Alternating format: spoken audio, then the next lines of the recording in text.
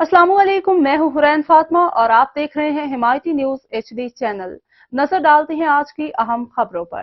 बिहारी हुकूमत पंजाब के विजन और वजीर जंगलात, फिशरीज, वाइल्ड लाइफ और डायरेक्टर जनरल वाइल्ड लाइफ की हिदायत पर जंगली जानवरों का गैर कानूनी शिकार और फरोख्त करने वालों के खिलाफ ऑपरेशन जारी।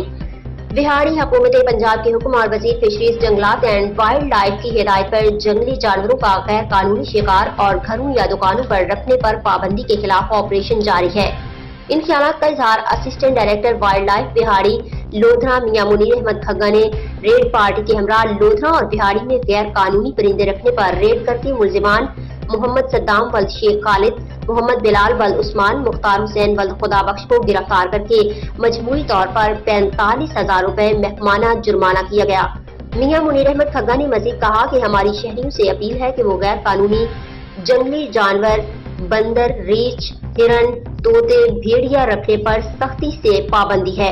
हमारी रेड पार्टी ऑपरेशन जारी रखे हुए है। परेशानी से बचने के लिए अपने घरों या दुकानों पर रखे गए जंगली जानवर और परिंदे महकमा वाइल्ड लाइफ को जमा करवाकर परेशानी से बचें।